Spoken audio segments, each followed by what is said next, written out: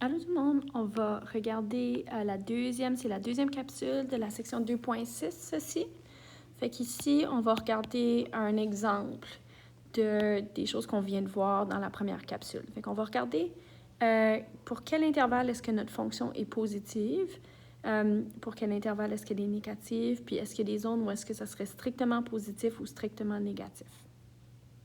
Fait qu'on sait que c'est positif quand on a une section qui est au-dessus de l'axe des X. Fait que si on regarde, par exemple, ici, toute cette section-là est au-dessus de l'axe des X, puis on en a une autre qui est ici. Fait qu'ici, où est-ce que ma section est positive?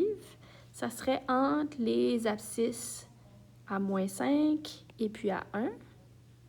Fait qu'ici, je pourrais dire c'est positif entre -5 et 1.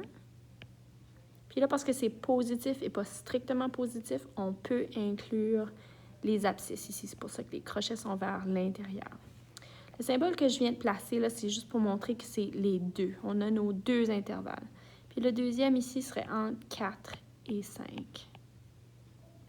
Maintenant, la seule différence qu'on va avoir avec strictement positive, c'est qu'on ne peut pas inclure les abscisses, fait que les crochets vont être vers l'extérieur. -5 à 1, crochet vers l'extérieur, et 4 entre 4 et 5. Même chose avec les intervalles où est-ce que ma fonction est négative. Cette fois-ci, ça va être la zone qui est ici, entre mes deux abscisses ici, et puis après l'autre abscisse ici. Fait qu'ici, on a 3 zones où est-ce que ça va être négatif. La première, c'est entre moins l'infini et -5. Puis la seule raison que j'ai mis le crochet vers l'extérieur pour le moins l'infini, c'est qu'on les met toujours vers l'extérieur pour infini ou moins l'infini. Ensuite, on en a une entre 1 et 4. Et puis une autre entre de 5 à plus l'infini cette fois-ci. Encore, crochet vers l'extérieur. Puis la seule différence qu'on va avoir avec strictement négative, ça va être la direction de nos crochets. Fait qu'ici, moins l'infini reste vers l'extérieur jusqu'à -5, crochet vers l'extérieur. Et on a aussi en 1 et 4, crochet vers l'extérieur. Et en 5 et l'infini. Fait que ça serait nos zones où est-ce qu'on a des fonctions. Le signe de la fonction, ça veut dire est-ce que c'est positif ou négatif. Maintenant, je vais effacer mon tableau ici pour pouvoir placer d'autres informations. Ce qu'on va aller voir maintenant, la zone où est-ce que c'est croissant et décroissant. Fait que rappelez-vous, pour croissant, on peut inclure les zones qui sont horizontales, comme juste ici. On ne pourrait pas l'inclure dans strictement croissant, mais on peut l'inclure ici. Ça, c'est notre zone qu'on appelle constante. On peut commencer par ça. On nous demande qu'est-ce que c'est la zone qui est constante ici. Fait que ça serait entre -4 et -1 qu'on aurait notre zone constante ici. Notre zone croissante peut inclure cette zone-là. Ça fait qu'on va dire ça serait entre moins l'infini. Donc, rappelez-vous, croissant, c'est à mesure que x augmente. À mesure qu'on lit notre graphique de gauche à droite, qu'est-ce que y fait? Ça fait qu'ici, y augmente, ça veut dire qu'elle est croissante. Fait qu'ici, on va dire c'est entre moins l'infini. Puis là, j'ai mis mon crochet dans la mauvaise direction. Je vais changer ça. Fait qu'ici, mon crochet ici dans l'autre direction parce que c'est moins l'infini jusqu'à -1. Puis on a une autre zone ici où est-ce que la fonction est croissante. Ça serait à partir d'ici jusqu'à ici. Fait que là, ici, on va faire attention, on a des décimales. On pourrait aller tracer des petites droites ici là, pour voir où est-ce que ça tomberait. Fait qu'ici, ça change de direction à partir de 2,5 et puis ça rechange de direction à partir de 4,5.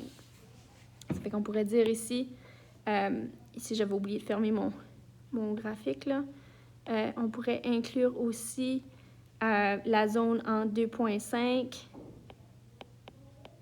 et 4,5 qui serait inclus aussi. On va parler de décroissant en premier. Ça fait qu'ici, je vais faire décroissant en bleu. Je peux inclure une zone horizontale qui se vient juste avant ou après une zone qui est décroissante. Ça fait qu'ici, je vais inclure la zone constante. Et puis, à partir d'ici, ma fonction diminue à mesure que je vais vers la droite. Ça, c'est une zone décroissante. Puis ici, j'ai la même chose à partir de 4,5. J'ai une autre zone décroissante ici. Fait que si je parlerais de décroissance, je dirais entre moins 3 et 2,5. Et puis, on a une autre zone entre 4,5 et l'infini.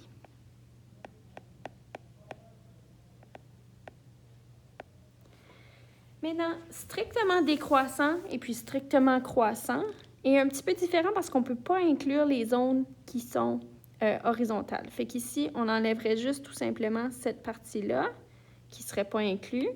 Fait qu'ici, ma zone croissante, strictement croissante, ce serait juste la partie qui est là. Puis la partie strictement décroissante commencerait à partir d'ici. Fait qu'ici, pour strictement croissant, on aurait entre moins l'infini et moins 3. Et on aurait aussi entre 2,5 et 4,5. Ça ne change pas. Et puis, à strictement décroissant maintenant, on aurait entre moins 1 et 2,5. Et on aurait aussi entre 4,5 et l'infini. C'est qu'on va faire un dernier exemple ici avec notre même équation. Donc ici, rappelez-vous que si on avait juste une équation comme ça, on aurait un graphique ici, on a notre ordonnée à l'origine à 8, puis on a un graphique qui ressemble à ça ici. Ça fait qu'ici, on veut déterminer l'intervalle où la fonction est positive. Bien, si vous regardez mon petit graphique que j'ai fait rapidement, là, on peut voir qu'elle est positive à partir de mon abscisse.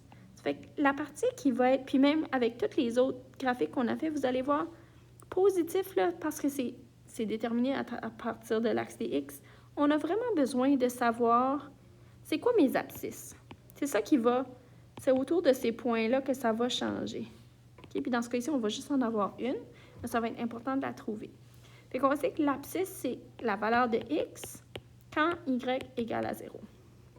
Fait qu'ici, je peux aller remplacer dans mon équation, mettre y égale à 0, 2x plus 8, et trouver qu'est-ce qui est mon abscisse. Fait qu'ici, je vais faire moins 8. Il nous reste moins 8 égale à 2x. Puis là, ici, je peux diviser par 2. On trouve que x égale à moins 4, c'est mon abscisse. Fait qu'ici, sur mon graphique, je pourrais mettre mon abscisse ici, c'est moins 4. Et puis, voyez-vous que ma fonction, elle va être positive. Cette fonction-là, ça se dirige vers l'infini en x et en y, vers le haut, comme ça. C'est que ma fonction serait positive entre mon abscisse et l'infini. Ça fait qu'on va dire fonction est positive pour l'intervalle entre moins 4 et l'infini. Si on avait demandé quand est-ce que c'était négatif, on aurait pu dire entre moins l'infini et moins 4. Parce que ce n'est pas une fonction linéaire, ça ne change pas de direction comme notre premier exemple. Ça s'en va juste dans une direction, c'est juste une droite. Maintenant, on demande, détermine l'intervalle où la fonction est décroissante. Dans notre premier exemple, on avait une droite qui montait puis qui descendait. Est-ce que vous voyez que dans notre graphique ici, là, à mesure que x augmente, y augmente, ça veut dire que toute notre fonction au complet est croissante. Ça veut dire que la fonction est décroissante, mais elle n'est jamais décroissante. Donc, on peut dire aucun intervalle.